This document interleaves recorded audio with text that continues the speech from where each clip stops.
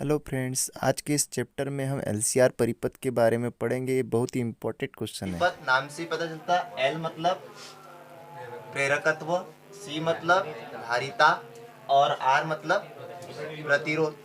ये तीनों श्रेणी क्रम में जुड़े हैं। प्रेरकत्व एल, धारिता सी और प्रतिरोध आर तीनों श्रेणी क्रम में जुड़े हैं। इनके सिरों पर हम प्रत्यावर्ती विद्युत वाहक बल या प्रत्यावर्ती विभवांतर भी कह सकते हैं, V बराबर V0 साइन ओमेगा टी आरोपित करते हैं। ऐसा अपन हर इसमें लिखते हैं। फिर उसके बाद में यदि किसी क्षण परिपथ में धारा आई है, आई धारा प्रवाहित होती है परिपथ में, तो प्रतिरोध आर के सिरों पर उत्पन्न विभवांतर वी आर बराबर इसे आई आर, समीकरण नंबर 1। उसके बाद प्रेरकत्व एल के सिरों पर विभवांतर वी एल बराबर इसे आई एक्सएल, और एक्सएल का मान क्या होता है ओमेगा एल, समीकरण नंबर 2। फिर उसके बाद धारिता सी के सिरों पर विभवांतर वीसी बराबर से आई एक्स सी, और एक्स सी का मान होता है 1/ओमेगा सी, तो यहाँ रख दिया I/ओमेगा सी। तो इस प्रकार इन तीनों के सिरों पर विभवांतर उत्पन्न होगा। एल के सिरों पर वी एल, सी के सिरों पर वी सी, आर के सिरों पर वी आर। अब अपने को बताना है कलांतर। तो हमको पता है, ये अपने सब पहले पढ़ लिए हैं कि जब प्रतिरोध R जुड़ा होता है परिपथ में, तो धारा और विभवांतर दोनों समान कला में होते हैं ना। जब प्रेरकत्व L जुड़ा होता है तो क्या होता है, इसके सिरों पर जो विभवांतर VL है वह धारा से 90 अंश अग्रगामी होता है।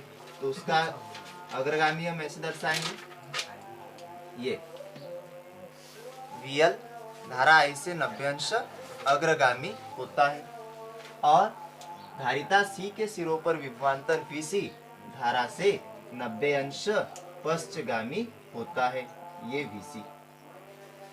फेजर आरेख बना रहे अपन। अब यहाँ पे देखो, हमको दिख रहा है चित्र में कि VL तथा VC दोनों एक दूसरे के विपरीत है ना। तो हम क्या करेंगे, पहले इन दोनों का परिणामी निकालेंगे। जैसे पिछले वाले इसमें निकाला था ना, एलसी परिपथ में VL और VC का परिणामी निकालेंगे। कैसे निकालेंगे, जो बड़ा होगा उसमें से छोटे को घटा देंगे। तो हम मान लेंगे कि VL बड़ा है भाई, तो VL और VC का परिणामी किधर दिया जाएगा, ऐसा ऊपर। इसका नाम VL माइनस VC। सबसे पहले हमने क्या किया, VL और VC का परिणामी VL माइनस VC एक सदिश ज्ञात किया। ये पीला वाला जो सदिश दिख रहा है ना, ये VL माइनस VC को बता रहा है, किसका, इन दोनों का परिणाम। अब ये VL माइनस VC सदिश देखो, ये VR की कैसे लंबवत है। अब यहाँ दो कंडीशन हो सकती है कि ये VL माइनस VC जो परिणामी सदिश है वह VR से 90 अंश अग्रगामी भी हो सकता है या पश्चगामी भी हो सकता है। देखो VL बड़ा है इसलिए ऊपर दिया, अगर VC बड़ा रहता तो नीचे आता है ना। अब हम क्या करेंगे, क्योंकि VL माइनस VC और VR ये दोनों लंबवत है एक दूसरे के, इसलिए इनका परिणामी ज्ञात करेंगे, और इनका परिणामी हम समांतर चतुर्भुज नियम से ज्ञात करेंगे। तो उसके लिए इसे समांतर चतुर्भुज की दो संलग्न भुजाएं मानकर एक समांतर चतुर्भुज बना लेंगे, और इसका विकर्ण खींच लेंगे। क्या होता है इसका जो परिणामी होगा वो इसका विकर्ण होगा। इसका विकर्ण खींच लो, ये खींच लिए, ये विकर्ण इसका परिणामी V को प्रदर्शित करेगा। ये इसका हो गया फेजर आरेख। इसको अपन A नाम दे देते हैं, फेजर आरेख। ठीक है, कल हमने लिख लिया था, इसकी थ्योरी क्या लिखा था कि प्रतिरोध R के सिरों पर विभवांतर VR धारा I से समान कला में होता है। प्रेरकत्व L के सिरों पर विभवांतर VL धारा I से 90 अंश अग्रगामी होता है, और धारिता C के सिरों पर विभवांतर VC धारा I से 90 अंश पश्चगामी होता है। ये भी लिख लिया था ना अपन।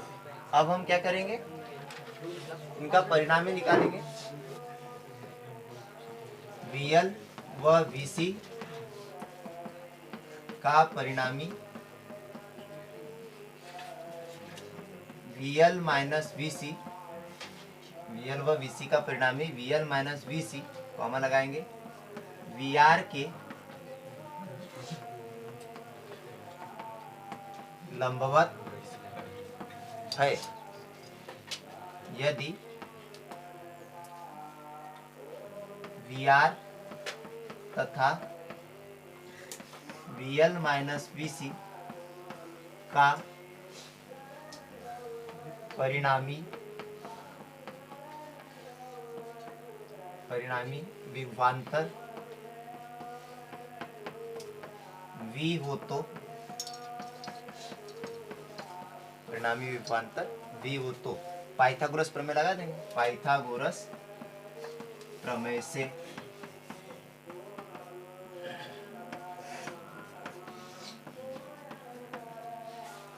कर्ण का वर्ग, कर्ण क्या है V, तो V का स्क्वायर, ये फेजर आरेख में ये कर्ण हो गया, ये आधार हो गया और ये वाली भुजा लंब। कर्ण का वर्ग बराबर से आधार का वर्ग मतलब VR का स्क्वायर प्लस लंब का वर्ग, लंब है VL माइनस VC पूरे का वर्ग। अब मान रख देंगे समीकरण 1 2 3 से तीनों के मान लिख देते अपन। V स्क्वायर बराबरी से VR का मान यहाँ से IR पूरे का स्क्वायर, अलग अलग भी लिख सकते, प्लस इधर VL का मान यहाँ से देख के ये I XL लिख लेते अपन, I XL minus I VC का मान XC और पूरी की घात 2। अगली स्टेप, ये कोष्टक से I कॉमन निकालना है अपने को। V स्क्वायर बराबरी से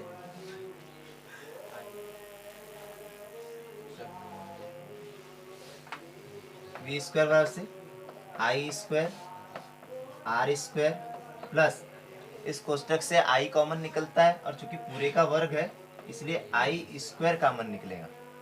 ब्रैकेट में बचा वाला XL माइनस XC और पूरे का वर्ग, जैसा का वैसा। अगले स्टेप, अब ये दो पद है, ये वाला पद और ये वाला पूरा पद, इन दोनों में से I स्क्वायर कॉमन निकाल लेंगे पर V स्क्वायर बराबरी से I स्क्वायर सब में से कॉमन पुस्तक में बचा वाला लिखते हैं। क्या बचा यहाँ पे R स्क्वायर बचा और प्लस ये वाले पुस्तक में I स्क्वायर निकल गया तो XL माइनस XC पूरे का वर्ग बचा। आगे वाला अपने को पता है I स्क्वायर को बटे में लेके आना पड़ता है, V स्क्वायर बटा I स्क्वायर।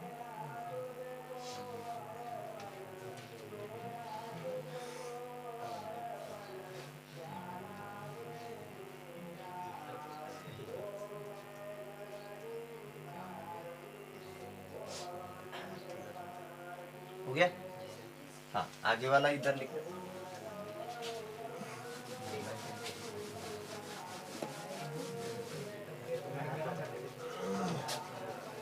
ये आरेख बना लिया क्या? हाँ, V स्क्वायर बटे I स्क्वायर बराबरी से क्या बचा R स्क्वायर प्लस कोष्टक में XL का मान भी रख दो। XL का मान हमको याद है ओमेगा L माइनस XC का मान ओमेगा C पूरे का स्क्वायर। अब ये V अपॉन I पूरे का स्क्वायर है, हटाना है अपने को, वर्गमूल ले लेंगे तो V अपॉन I बराबर से इधर वाला रूट में आ जाएगा, root R square plus omega L minus 1 upon omega C पूरे का स्क्वायर। ये हमको पता है V अपॉन I परिपथ का प्रभावी प्रतिरोध कहलाता है, या इसको हम क्या कहेंगे LCR परिपथ की प्रतिबाधा Z LCR से दर्शाएंगे। तो उसको लिख लेते अपन, यहाँ राशि V अपॉन I को परिपथ का प्रभावी प्रतिरोध, परिपथ का प्रभावी प्रतिरोध या LCR परिपथ की प्रतिबाधा कहते हैं। इसे ZLCR से दर्शाते हैं, ऐसा लिख लेंगे। तो ZLCR, ये V/I की जगह ZLCR लिख दिया बराबरी से, बाकी जैसा का वैसा √R² plus ω/L minus 1/ω/C पूरे का स्क्वायर। ये आ गया आपका प्रतिबाधा का व्यंजक। प्रतिबाधा आ गई। अब अपन कलांतर ज्ञात करेंगे। तो चित्र में आपको दिख रहा है कि VL माइनस VC ऊपर है, मतलब धारा किधर होंगी, नीचे। मतलब हम कहेंगे कि धारा जो है वो फाई कलांतर से पश्चगामी है, परिपथ में धारा। यहाँ लिख लेते, फेजर आरेख से स्पष्ट है कि फेजर आरेख से स्पष्ट है कि विभवांतर V तथा I के मध्य, विभवांतर V तथा I के मध्य, विभवांतर V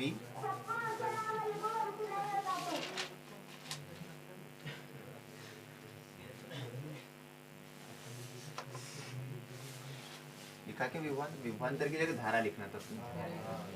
धारा I विभवांतर V से फाई कलांतर से पश्चगामी है, फाई कलांतर से पश्चगामी है। तो tan फाई लिख लेंगे अपन, कलांतर बोलते उसको। तब कलांतर tan फाई बराबरी से, कलांतर होता लंब बटे आधार। फेजर आरेख में देखो लंब कितना है, तो वो होगा VL माइनस VC, और बटे आधार कितना है, VR। ये मान लिख दिया।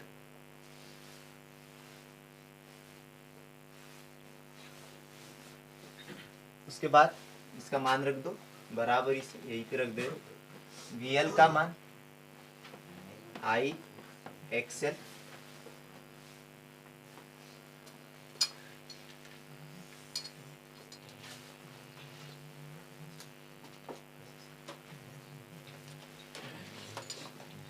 VL का मान IXL माइनस VC का मान IXC और बटे IR। I ऊपर से कॉमन ले लो, तो I कॉमन, ब्रैकेट में क्या बचेगा, XL माइनस XC बटे IR। इधर I से I क्या हो जाएगा, कैंसिल हो जाएगा। तो बचा वाला लिख देते अपन, XL का मान ω/L माइनस XC का मान ω/C और बटे R। ये tan फाई का मान आ जाएगा।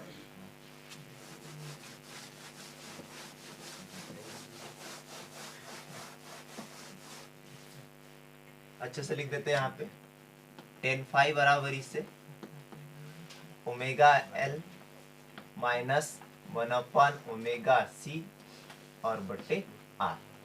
ये कलांतर आ गया। सब एक जैसा है, बार बार आप करोगे तो सरल लगेगा, कोई नई चीज नहीं है। tan कलांतर में लंबो बटे आधार लिखना पड़ता, I से I कट जाता, बाकी बच्चा वाला आ जाता। उसके बाद धारा लिख लेते। तब परिपथ में धारा का समीकरण, धारा कैसी है, फाई कलांतर से पश्चगामी है, क्या लिखा जाएगा भाई धारा का समीकरण, बताओ। I बराबर I0 बोलो साइन ओमेगा t, बस। हाँ अरे धारा पश्चगामी है, -5 I0 साइन ओमेगा t -5 पश्चगामी के लिए ऐसा चाहता ना, जहां I0 बराबर क्या होगा भाई, I0 बराबर इसे सूत्र होता है V0 अपॉन जेट होता ना, जेट क्या है, प्रति बाधा एलसीआर परिपथ की। तो यहाँ एलसीआर भी लिख सकते हैं, I0 बराबर इस मान लिख दो, V0 तो जैसा का वैसा रहेगा, जेड एलसीआर का मान ये यहाँ से देख के root R square plus omega L -1 upon omega C पूरे का स्क्वायर, ऐसा लिखेंगे।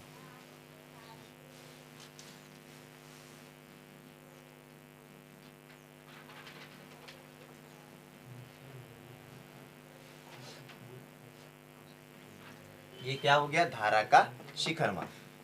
धारा का शिखर मान भी आ गया, प्रतिबाधा भी आ गई, धारा का समीकरण भी आ गया, और ये क्या आ गया, विशेष स्थितियां। नंबर 1, यदि एक्सएल बड़ा हो एक्ससी, वही वाली बात, वीएल और वीसी, अगर एक्सएल बड़ा हो मतलब प्रेरण प्रतिघात धारितीय प्रतिघात से अधिक हो, या इसको हम ऐसा भी लिख सकते हैं, एक्सएल का मान क्या होता, ओमेगा एल बड़ा है 1/ओमेगा सी से, दोनों के मान लिख दिया, तब क्या होगा, तब ये यहाँ पे देख लो, अगर ये वाला बड़ा होगा तो ये बड़ी संख्या का चिन्ह धनात्मक है, तो 10 का भी मान क्या आएगा, धनात्मक ही आएगा, तब फाई का मान, फाई यानी कलांतर का मान धनात्मक होगा, धनात्मक होगा। और जब कलांतर धनात्मक होगा तो यही वाली कंडीशन रहेगी, मतलब जो धारा है वो विभवांतर से फाई कलांतर से पश्चगामी होंगी, धनात्मक होगा, तब धारा आई विभवांतर V से फाई कलांतर से पश्चगामी होंगी।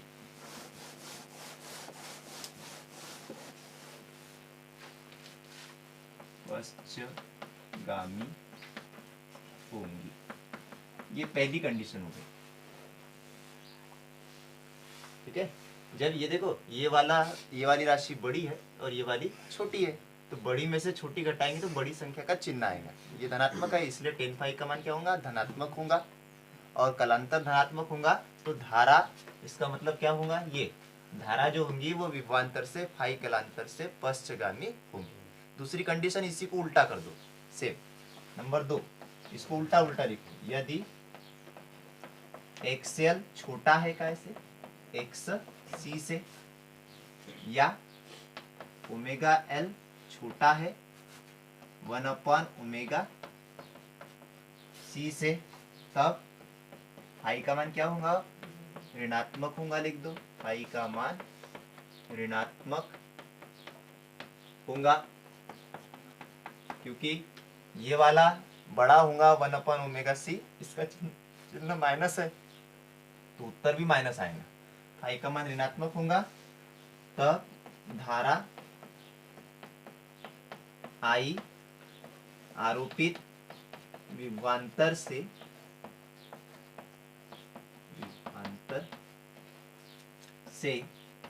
फाई कलांतर क्या होंगी, अग्रगामी होंगी, ऐसे लिखेंगे, अग्रगामी होंगी, ठीक है। ये दूसरी कंडीशन हो गई, दोनों सरल है, ऐसा लग रहा होगा आपको बड़ा है, पर वो जितना अपन पढ़ेंगे तो शब्द अपने आप समझ में आते हैं। तीसरी कंडीशन, तीसरी अपन ने कल पढ़ी थी, अब बड़ा छोटा नहीं, दोनों क्या हो, बराबर। नंबर 3, अबे आरोपी देना, देना।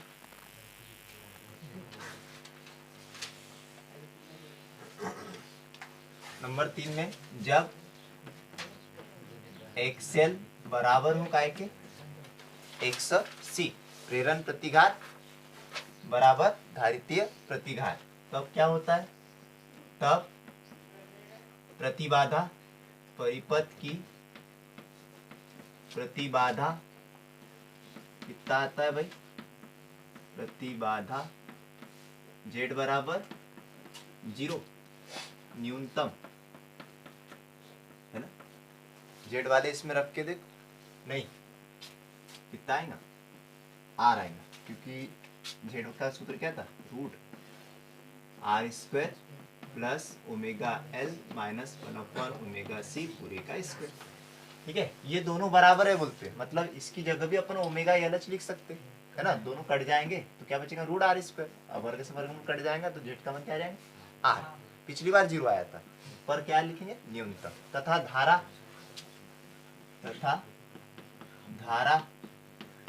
I बराबरी से क्या आएगा फिर, V/Z।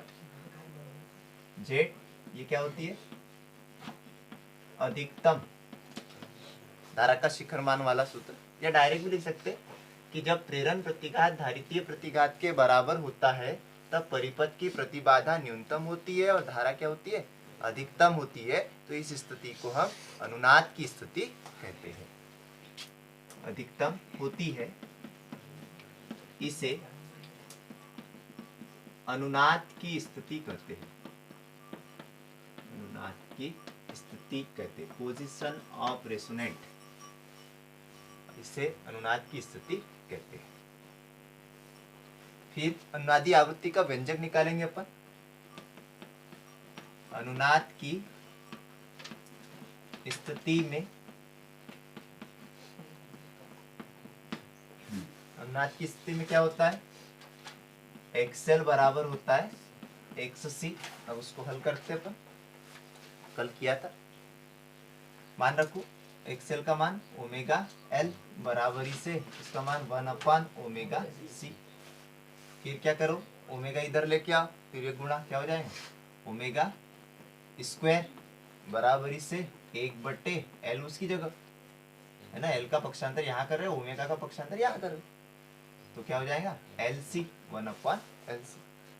दोनों पक्षों का ले लो वर्गमूल, वर्गमूल लेंगे तो क्या आएगा, यहाँ वर्ग हट जाएगा, ओमेगा बराबरी से 1/√LC। फिर चूंकि हम जानते हैं ओमेगा बराबर से क्या होता है भाई, 2πf। मान रख दो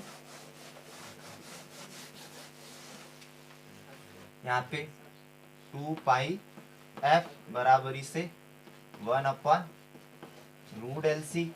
2π का क्या कर दो, पक्षांतर, तो F बराबर से आ जाएगा 1/2π√LC। इसे LCR परिपथ की अनुनादी आवृत्ति कहते हैं, इसे LCR परिपथ की अनुनादी